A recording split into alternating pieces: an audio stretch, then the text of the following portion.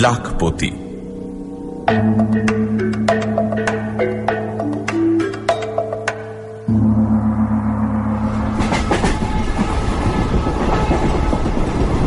ত্রিদীপ চৌধুরী আর থাকতে না পেরে বিরক্তভাবে বেয়ারাকে ডাকার বোতামটা টিপলেন।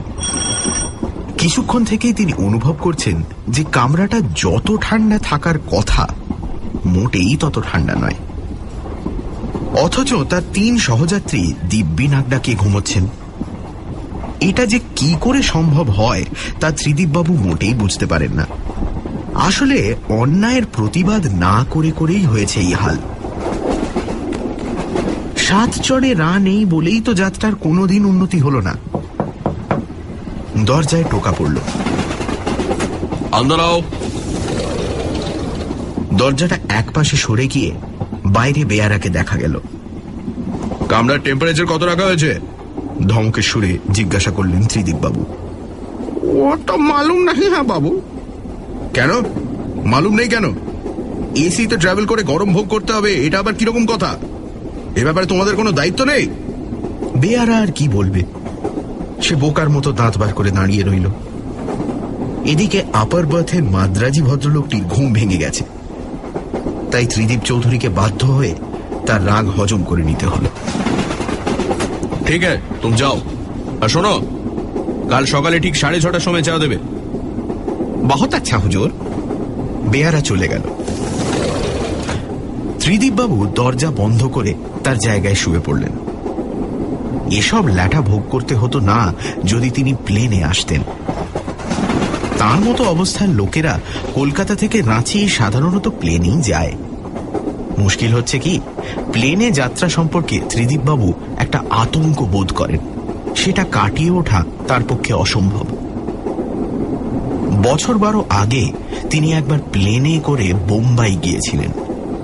সে এক ভয়াবহ অভিজ্ঞতা। সেদিন আবহাওয়া ছিল প্রতিকূল, ফলে প্লেন আকাশে ওঠার সঙ্গে সঙ্গে যে ঝাঁকুনি শুরু হয় সেটা চলে একেবারে শেষ পর্যন্ত।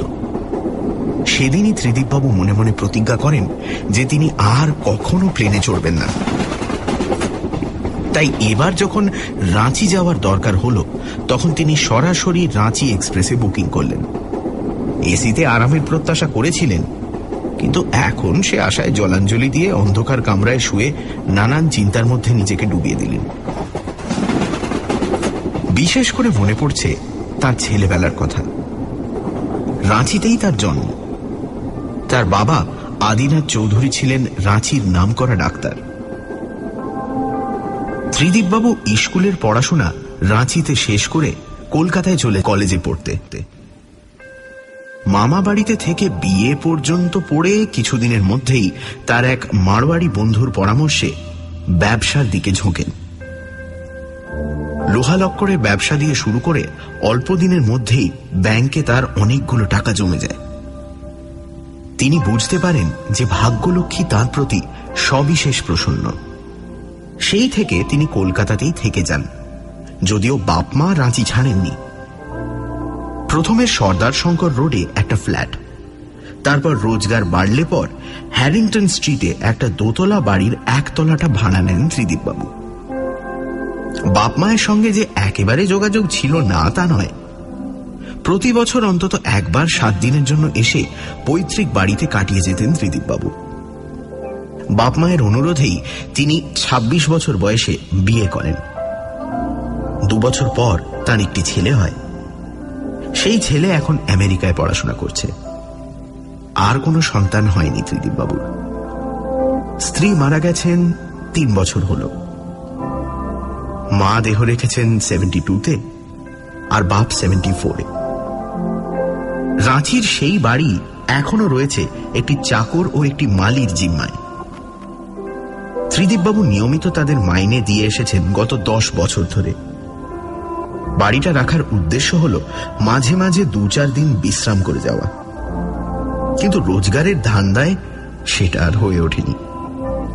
3 দিন বিশ্রাম মানেই তো 1000-5 টাকা হাতছাড়া হয়ে যাওয়া। যে মানুষের জীবনের একমাত্র লক্ষ্য হল অর্থোপার্জন, তার আর বিশ্রামের ফুরসত কোথায়? ত্রিদীপবাবু আজ লাখপতি। বাঙালিরা ব্যবসায় রোজগার করতে পারে না, এই অপবাদের মুখে তিনি ঝাড়ু মেরেছেন। এবার যে 10 বছর বাদে ত্রিদীপবাবু রাঁচি যাচ্ছেন, এটা বিশ্রামের জন্য নয়। রাঁচিতে লাক্ষার ব্যবসা একটা বড় ব্যবসা। এই ব্যবসায় কোনো সুবিধে হতে পারে কিনা সেইটা যাচাই করে দেখার জন্য রাঁচি যাওয়া। পৈতৃক বাড়িতেই থাকবেন ত্রিদীপবাবু। 2 দিনের মধ্যেই কাজ হয়ে যাওয়ার কথা। প্রশান্ত সরকারকে তিনি চিঠি লিখে জানিয়ে দিয়েছেন আসছেন বলে। সেই তার বাড়িতে গিয়ে চাকরকে বলে সব ব্যবস্থা করে রাখবে।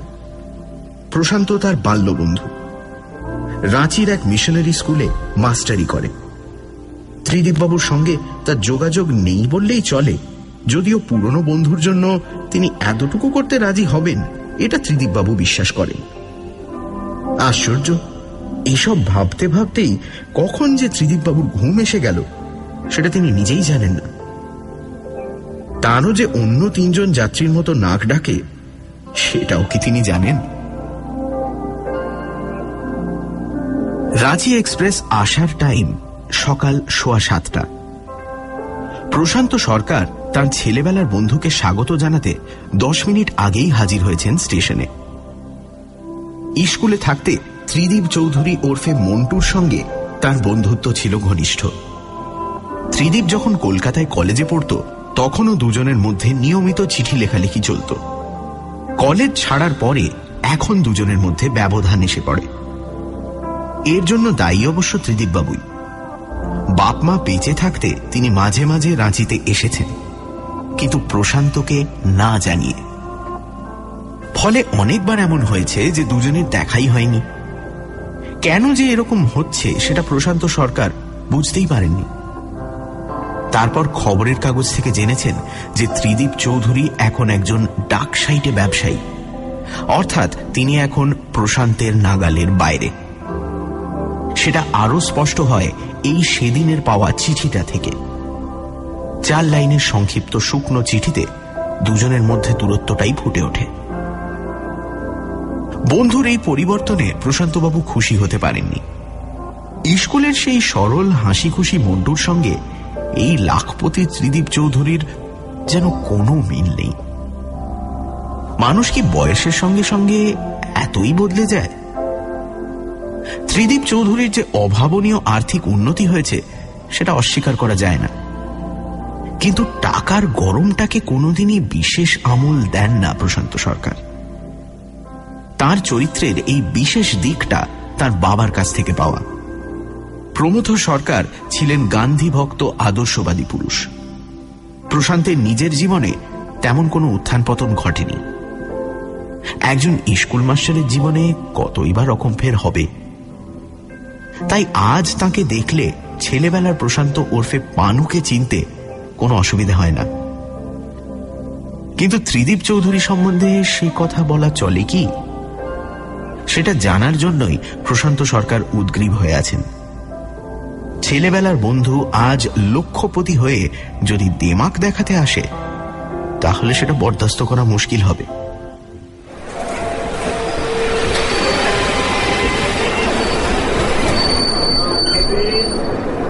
ট্রেন এলো 10 মিনিট লেটে। মাত্র 3 দিনের জন্য আসা, তাই ত্রিদীপবাবু সঙ্গে একটা ছোট সুটকেস আর একটা ফ্লাস্ক ছাড়া আর কিছুই আনেননি। সুটকেসটা প্রশান্তবাবু একরকম জোর করেই নিজের হাতে তুলে নিলেন। তারপর দুজনে রওনা দিলেন স্টেশনের বাইরে দাঁড়িয়ে থাকা ট্যাক্সির উদ্দেশ্যে। অনেকক্ষণ ওয়েট করতে হলো নাকি? ত্রিদীপ চৌধুরী প্রশ্ন করলেন হাঁটতে হাঁটতে। এই মিনিট 20। তুমি যে আবার স্টেশনে আসবে সেটা ভাবতেই পারিনি, কোনো দরকার ছিল না। আমি তো আর এই প্রথম আসছি না রাঁচিতে। প্রশান্তবাবু মৃদু হাসলেন, কোনো মন্তব্য করলেন না। চিরকালের অভ্যেস মতো তিনি বন্ধুকে তুই বলার জন্য প্রস্তুত ছিলেন, কিন্তু বন্ধু তুমি বলাতে সেটা আর হল না। এখানে সব খবর ভালো তো? জিজ্ঞেস করলেন ত্রিদীপবাবু। হ্যাঁ হ্যাঁ, সব ব্যবস্থা হয়ে গেছে। একদিন বাদে বাবু আসছেন জেনে তোমার মালি আর চিন্তামণি খুব এক্সাইটেড। চিন্তামণি হল একাধারে রসুয়ে আর চৌকিদার। বাড়িটা বাসযোগ্য আছে তো এখনো, নাকি ভূতের বাসায় পরিণত হয়েছে? প্রশান্তবাবু আবার মৃদু হেসে একটু চুপ থেকে বললেন, ভূতের বাসার কথা জানি না, কিন্তু একটা কথা তোমাকে জানানো দরকার। আমি সেদিন রাত্রে তোমার বাড়ির পাশ দিয়ে যাওয়ার সময় বাগানে একটা বছর 10-এর ছেলেকে খেলতে দেখেছি। রাত্রে মানে? বেশ বেশি রাত্রে, 11:30।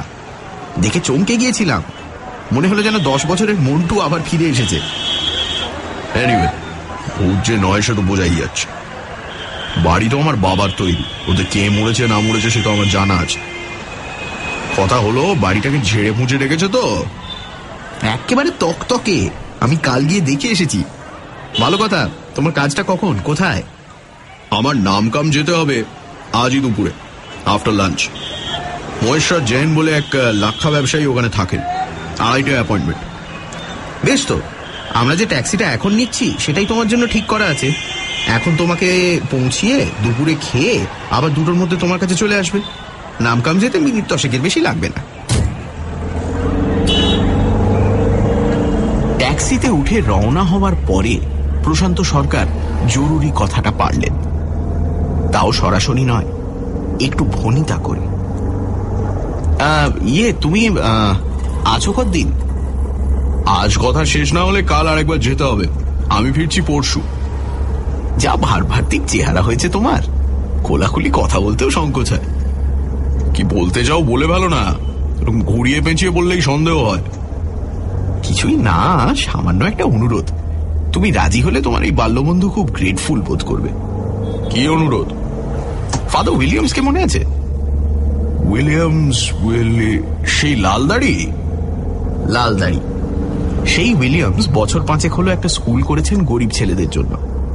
তাতে হিন্দু, মুসলমান, খ্রিস্টান, কোল সব রকম ছেলেই পড়ে। মাথার ঘাম পায়ে ফেলে ব্যাপারটা দাঁড় করিয়েছেন ভদ্রলোক। তার খুব ইচ্ছে যে তুমি একবার স্কুলটা দেখে যাও। কিছুই না, আধ ঘন্টার ব্যাপার। ভদ্রলোক খুব উৎসাহিত বোধ করবেন। গেলেই তো হাত পাতবে। মানে? এইসব আমন্ত্রণের পিছনে আসল কথাটা কি তুমি জানো না? নতুন ইনস্টিটিউশন, টানাটানির ব্যাপার, একটা পয়সাওয়ালা মক্কেলকে ডেকে খানিকটা আপ্যায়ন করে মাথায় হাত বুলিয়ে শেষে ভিক্ষের ঝুলিটা তার সামনে খুলে ধরো। দেখো এই জিনিস আমার কাছে নতুন নয়, এককালে বহুবারই প্যাঁচে পড়তে হয়েছে। আমি ভুক্তভোগী। চ্যারিটি যদি করতেই হয় সে যখন পরকালে চিন্তা করব তখন, এখন নয়। এখন সঞ্চয়ের সময়।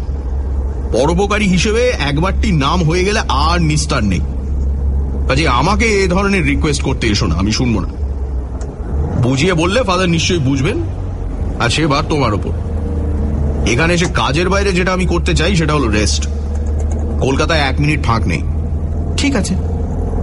এমন একটা প্রস্তাবে যে এই প্রতিক্রিয়া হতে পারে সেটা প্রশান্তবাবু ভাবতে পারেননি। এখন মনে হচ্ছে এটাই স্বাভাবিক। এই মন্টু সেকালের সে মন্টু নয়। এই মানুষটাকে প্রশান্তবাবু চেনেন না। জন্মস্থানে এসে ত্রিদীপবাবুর ভারী কি ভাবটা খানিকটা দূর হয়ে তার জায়গায় একটা প্রসন্নতার আমেজ দেখা দিল। এই সুযোগে প্রশান্তবাবু তার দ্বিতীয় প্রস্তাবটা করলেন। আমার একটা অনুরোধ তো নাকচ হয়ে গেল, কিন্তু দ্বিতীয়টা ভাই রাখতে হবে। আমার গিন্নি বারবার করে বলে দিয়েছেন তোমায় বলতে যে আজ রাত্রিরে যেন এই গরিবের বাড়িতে তোমার পায়ের ধুলো পড়ে। খাওয়াটাও ওখানেই সারতে হবে, বলাই বাহুল্য। অভাবের সংসার হলেও এটা জোর দিয়ে বলতে পারি যে সেখানে ত্রিদীপ চৌধুরীর সামনে কেউ ভিক্ষের ঝুলি খুলে ধরবে না। ত্রিদীপবাবু এই ব্যাপারে আপত্তি করলেন না। করুণাবশত কিনা তাই নিয়ে মাথা ঘামালেন না প্রশান্ত সরকার। তার তাড়া আছে, বাজার সেরে নাওয়া খাওয়া সেরে তারপর স্কুলে যেতে হবে।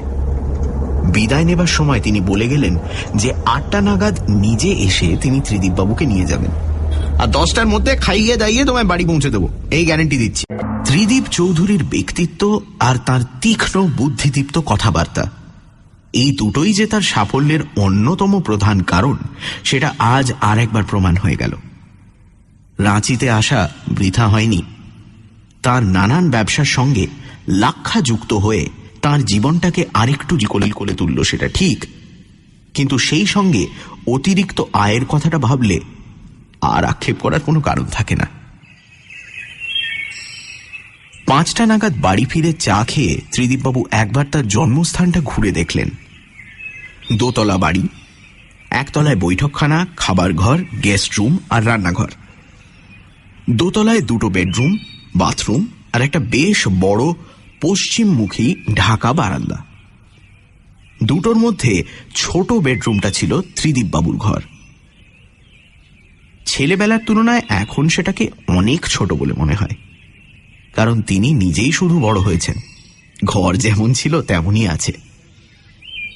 ঘরের দরজায় দাঁড়িয়ে খাটটার দিকে কিছুক্ষণ চেয়ে থেকে ত্রিদীপবাবু স্থির করলেন আজ রাত্রে এখানেই শোবেন। চিন্তামণি সকালেই জিজ্ঞেস করেছিল, কিন্তু তিনি তখনও মনস্থির করে উঠতে পারেননি। রাত্রে বেরোবার মুখে চাকরকে ডেকে ছোট ঘরে বিছানা করার কথা বলে দিলেন।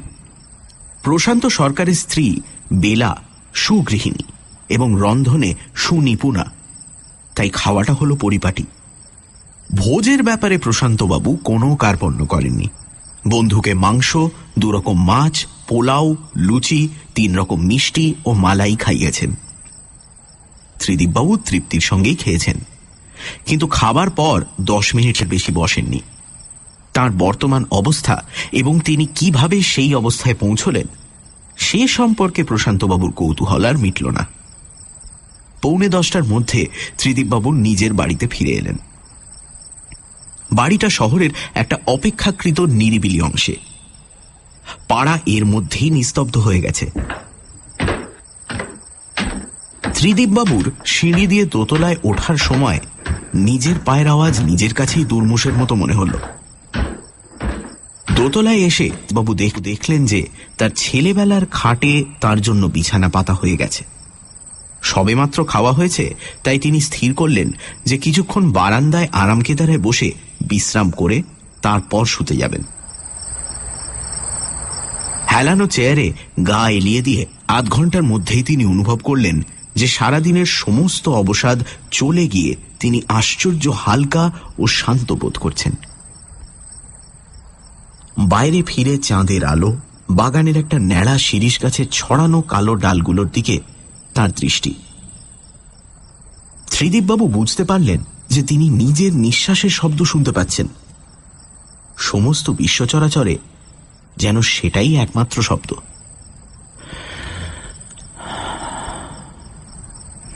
তাই কি না, তার সঙ্গে আর একটা শব্দ যোগ হল।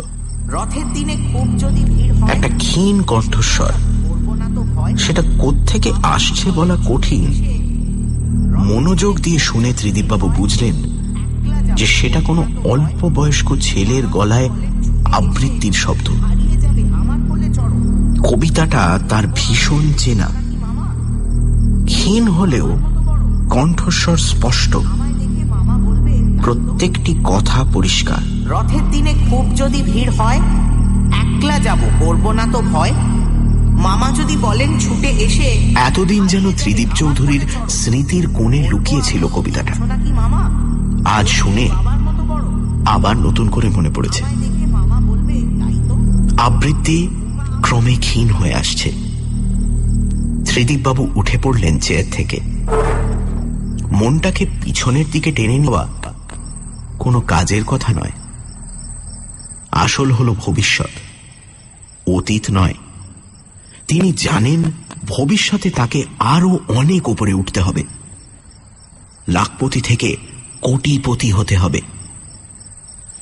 অতীত মানে তো যা ফুরিয়ে গেছে, শুকিয়ে গেছে, শেষ হয়ে গেছে। অতীতের চিন্তা মানুষকে দুর্বল করে, আর ভবিষ্যতের আশা তাকে সবল করে, সক্রিয় করে। নিজের শোয়ার ঘরে গিয়ে ত্রিদীপবাবু ভ্রুকুঞ্চিত করলেন। শহরে এখন লোডশেডিং। খাটের পাশে টেবিলের ওপর একটা মোমবাতি টিমটিম করে জ্বলছে।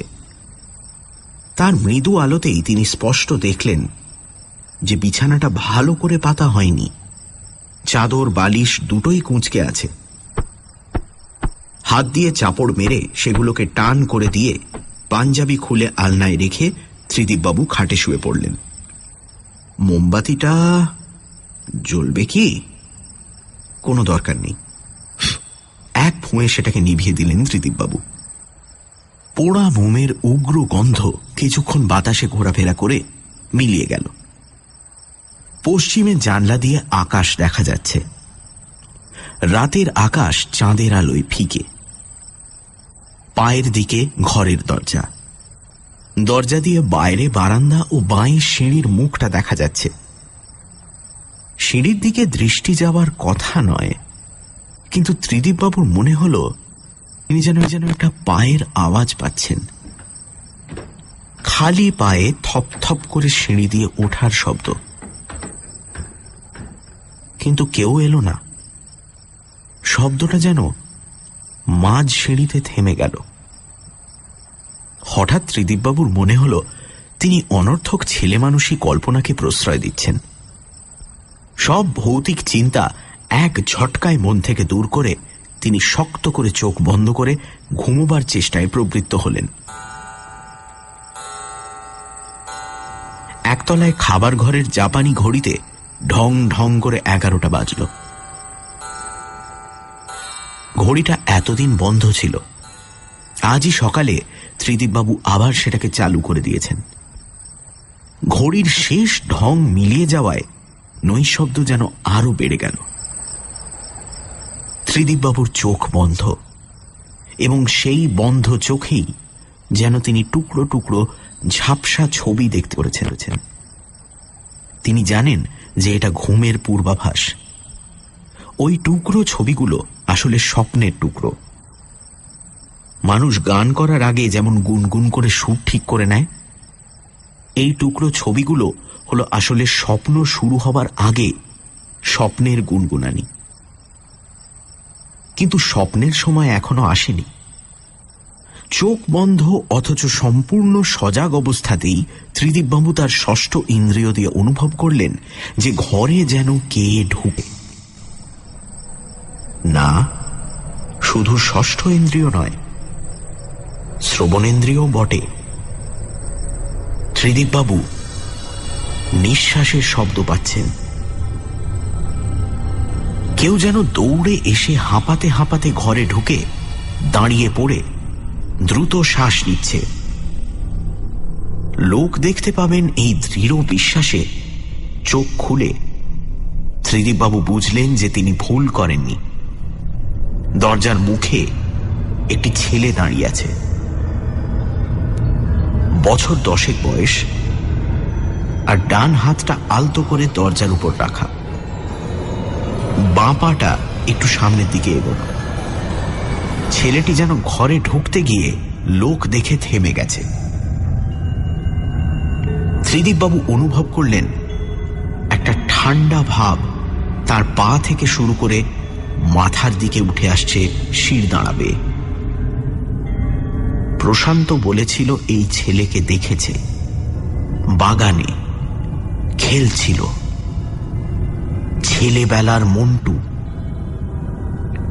ছেলেটি নিঃশব্দে আরো 3 পা এগিয়ে এলো।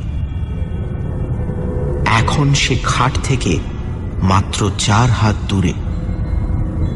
ছেলেবেলার মন্টু।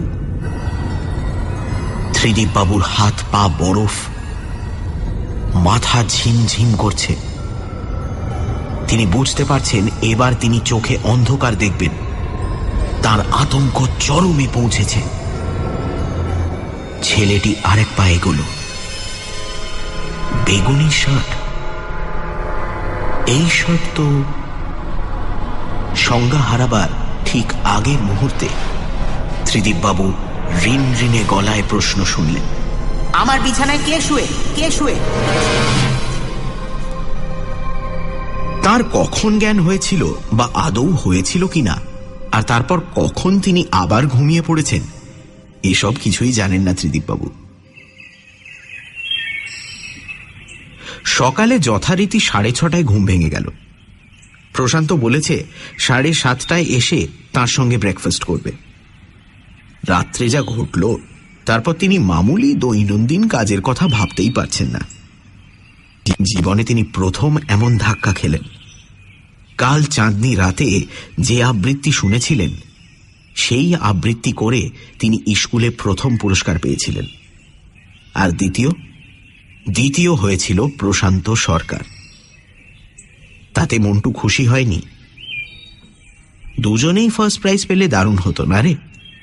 মন্টু বলেছিল তার প্রাণের বন্ধু পানুকে। আর ঘরে যে ছেলেটি এলো তার মুখ বোঝা যায়নি, কিন্তু শার্টের রং যে বেগুনি সেটা দেখেছিলেন ত্রিদীপবাবু। এই বেগুনি শার্ট তাঁর সবচেয়ে প্রিয় শার্ট, যেটা তাঁকেই জন্মদিনে দিয়েছিলেন তার ছোট মাসি। সেটা কি তিনি ভুলতে পারেন? ওই শার্ট পরে যেদিন প্রথম স্কুলে গেলেন সেদিন পানু বলেছিল, তোকে ঠিক সাহেবের মতো দেখাচ্ছে রে মন্টু। এই অদ্ভুত ভৌতিক অভিজ্ঞতার মানে তার কাছে স্পষ্ট। আজকের ত্রিদীপের সঙ্গে ছেলেবেলার ত্রিদীপের কোনো মিল নেই। ছেলেবেলার সেই মন্টু ছেলেবেলাতেই মরে গেছে, আর তার ভূত এসে কাল জানিয়ে গেছে যে লাখপতি ত্রিদীপ চৌধুরীকে সে মোটেই বরদাস্ত করতে পারছে না। প্রশান্তবাবুকে রাত্রির ঘটনা কিছুই বললেন না ত্রিদীপবাবু, তবে এটা তিনি বুঝতে পারছিলেন যে শত চেষ্টা করেও তিনি সম্পূর্ণ স্বাভাবিক হচ্ছেন না। তাই বোধহয় প্রশান্তবাবু একসময় প্রশ্ন করলেন, তোমার কি হয়েছে বলো তো? রাত্রে ভালো ঘুম হয়নি নাকি? ত্রিদীপবাবু গলা খাঁকড়িয়ে বললেন, না, মানে আমি ভাবছিলাম, মানে দুদিনের কাজ যখন একদিনেই হয়ে গেল, তখন আজ একবার ফাদার উইলিয়ামসের স্কুলটা দেখে এলে হতো না? উত্তম প্রস্তাব, উৎফুল্ল হয়ে বললেন প্রশান্ত সরকার। মুখের হাসি ছাড়া অন্তরের একটা গোপন হাসিও হাসলেন তিনি, কারণ তার ফন্দি আশ্চর্যভাবে কাজ দিয়েছে। ফেরার পথে তার প্রতিবেশী নন্দ চক্রবর্তীর ছেলে বাবলুকে বলে যেতে হবে যে তার কাল রাত্রিরের আবৃত্তি আর অভিনয় চমৎকার হয়েছে, আর সেই সঙ্গে অবশ্যই চিন্তামণিকে একটা ভালো রকম বকশিস দিতে হবে।